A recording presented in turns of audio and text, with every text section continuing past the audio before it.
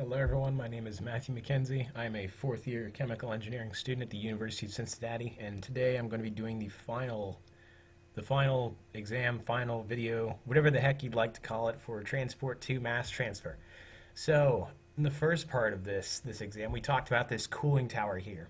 A 10-meter tall cooling tower with 100 meters squared cross section has diagonal slats over which flowing water comes in contact with counterflowing water or counterflowing air. The diagonal slats provide 5 meters squared of water-air contact area per cubic meter with negligible drop in air pressure. The heat transfer from water to the from air to the water film flowing down the diagonal slats of the cooling tower is well correlated by that equation there with the Nusselt number, Reynolds number, and Prandtl number. 50 kilograms per second of water is fed to the top of the tower at 70 degrees C, and air is fed to the bottom at a superficial velocity of 5 meters per second, in which exits the top of the tower at 40 degrees Celsius and 90% relative humidity. Under these conditions, the air-water heat transfer coefficient was measured to be H equals 10 watts per meter squared Kelvin, and for simplicity we may assume that the Lewis number of the air-water mixture is 1. So in this part we're going to be solving the differential equations we got in the last video. If you'd like to view those, please go to the last video. And we're going to use scipy.integrate.solve IVP to plot and we're going to plot the water partial pressure, water temperature, and air temperature along the column, making sure that the initial guess of the air feed temperature is numerically equal to the air exit temperature. And using scipy.optimize.Newton, we're going to converge and solve for the air feed temperature.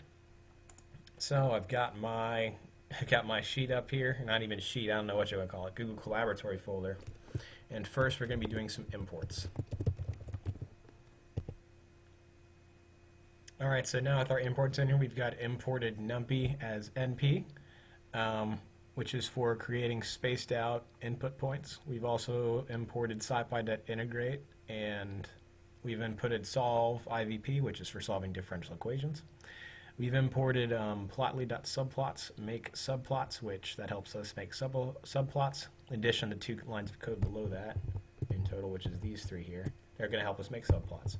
And finally, from scipy.optimize, we're inputting Newton, which finds zeros of functions using the Newton-Raphson method. So with our next section of code, we're going to be inputting some givens and relations.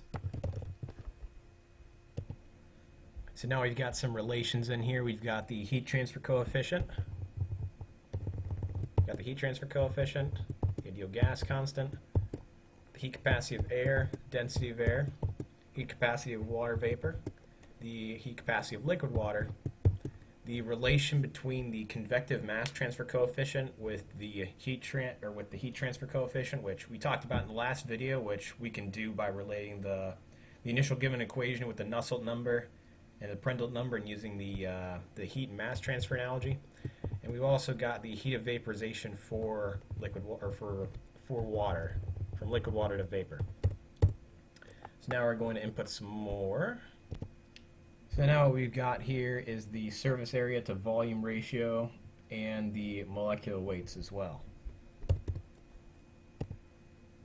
Now we've got the superficial liquid water mass velocity, the superficial velocity, and the atmospheric pressure of the situation. Little throwback to MEB right now, we've inputted our Antoine equation, which helps us find the vapor pressure at some given temperature. We'll be using this as well. Next up, we've got the temperature of air at the exit, the feed temperature of water, which both of those are converted to Kelvin, as you can see here with the 273. And we've also got the length of that cooling tower, which is 10 meters tall. Now we've got our equation, or excuse me, not equation. We've got our mole fraction of water at the exit, which that's done by multiplying the relative humidity of 0.9 times the vapor pressure of water at the exit, which takes advantage of that function from above. And that divided by the overall pressure gives us that mole fraction there. This is our guess of the air feed temperature at the exit. We'll be using this to converge our differential equation solution later. This creates data points for position up and down the cooling tower, which we'll be using to graph out our equations for the temperature of air, temperature of water, and partial pressure of water within that whole cooling tower. And finally, for this portion of the code, we've got that sol, the solution there, equals none. What this does is that gives it a null value. And based on what we're going to do next with the code, this will make it much easier for the function to iterate and converge to what we'd like. So now we're moving into the next section, defining the differential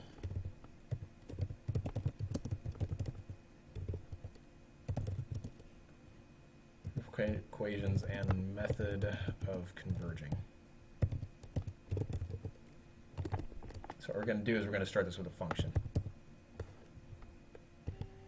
What this function is going to allow us to do is continuously solve the differential equation until it converges to a value we give it, some kind of intersection point with an axis, which for us we're going to be using the feed temperature of air.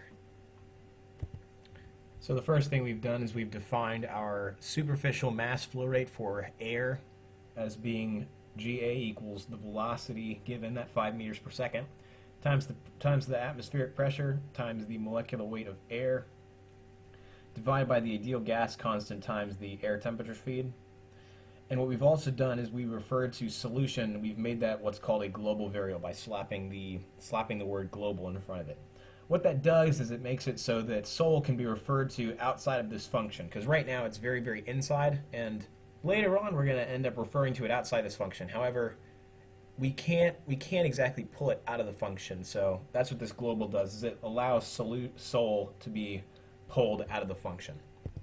Now what we're going to do is define a differential equation function, which will be of position and v, where v we're going to use is going to be basically our matrix of differential equations. So the first thing we've done with our differential equation function is we've defined v, this array of differential equations, as y, the mole fraction of water, tw, the temperature of water, and finally Ta, which is going to be the temperature of air. Now what we've done, we are able to calculate the water and overall superficial gaseous flow rates and the heat capacity of air.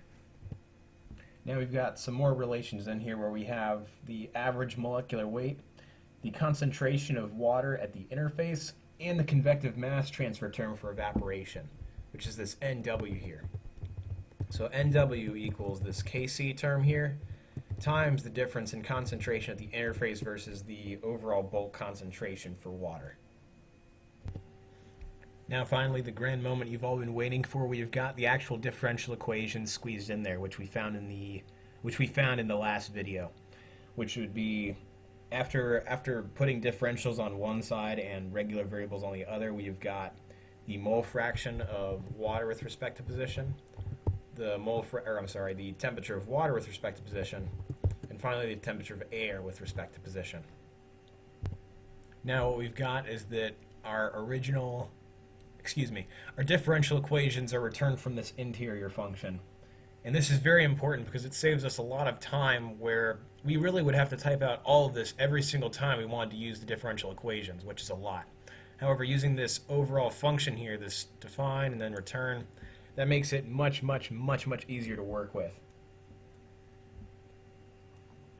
So now from here, we're going to be finishing off the exterior function, which is going to be involving solving the initial value problem with solve IVP. Alrighty, so big step here. Now what we've got is solve IVP. So with solve IVP, again, this is a function that solves initial value problems for differential equations, and it has the ability of working with systems of differential equations as well. So its input function is this dv here, which is the interior function we defined here, which outputs the differential equations. It's going to be integrating those functions along 0 to z end, which is the length of the cooling tower. And we've also got our initial inputs, or initial guesses for this problem, which for each differential equation respectively, we've got the mole fraction of water at the exit, the temperature of water feed, and the temperature of air at the exit. And it's going to be doing this with the Raoult method. And this dense output here, this basically just makes it a continuous solution rather than early round off. And with this solve IVP, it actually returns functions to us. It returns functions of mole fraction, temperature of water, and temperature of air as functions of z. So if we give it a certain z value, it's going to output to us a value for each of those. This solve IVP does not give us scalars, it gives us functions to work with. With the sol there now, or with res now, or what is it? Res.solution of z right there, that basically takes the solution of res, which is that the IVP, the initial value problem, which now remember, res is functions of position. Inputting certain functions gives us sol to be a matrix of very large values, or excuse me, a matrix with a very large number of values, which it's actually 50. If you remember earlier, we had our z defined as 0 to 10, and then 50 data points in between there. This solution here gives us that matrix of solutions at different data points for each differential equation. All right, another key step here as well. So what this does is the outer function, this converge function we defined earlier, TA feed converge, this output here is basically the, how do I say it? So let's note that first, which differential equation are we using from sol? We're using the third one. Remember, it goes 0, 1, 2 for Python. That would mean it's the temperature that would mean it's the temperature of air differential equation. The second value gives us what row we're working with, which this is the bottom row. If that's the bottom row, that means it's z equals 10. Remember in the last video we defined our cooling tower as being positive z downward, which means basically this point here, solution bracket 2 comma negative 1 is the temperature of air at the feed that we're calculating from our differential equation. And we're taking the difference of that from the differential equation with the actual air temperature feed we were given. And very soon we're going to use a function to converge it such that it continuously solves the differential equation with different guesses until the differential equation yields the temperature of the feed that's given in the problem. So what we're going to do now, we're actually going to converge the differential equation. In order to do that,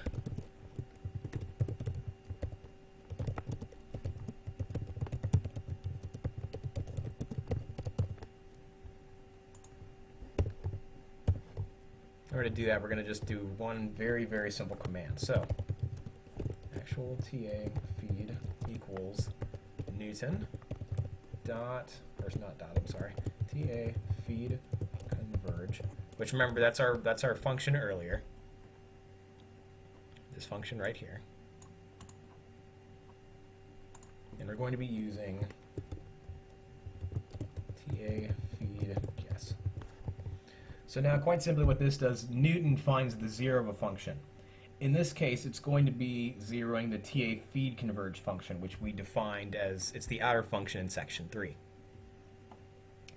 So this function's output is the difference, remember it's the difference between the solved differential equations TA feed and the TA feed in the problem statement.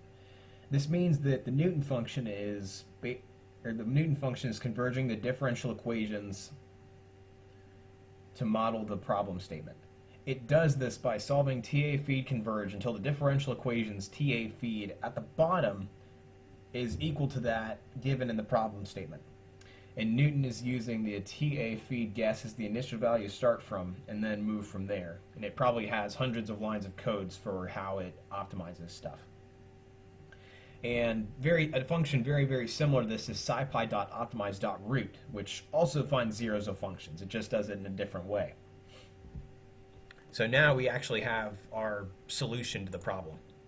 And now we can actually just import some plotting code to get that out. So now we've finally got our plotting code in here. So very, very simple. This figure makes 3 subplots right here. Then we've got our 3 plots, one for H2O temperature, another for air temperature, and finally one for the partial pressure of water. So notice in particular how the first 2 equations you just directly take the solutions, but with this third one what we do, We're not plotting the mole fraction of water throughout the column, we're plotting the partial pressure of water throughout the column. So in order to do that, all we do is multiply the total pressure times the mole fraction of water to get the partial pressure of water. So running all of this code together, remember at first it imports, second it imports some givens, defines the Anton equation and more variables. Oh, we have an error. Hold on one second. Alrighty, so the error happened to be I had just forgotten to put this semicolon here, which is completely fine. But anyway, so now we've got, once we run the whole code,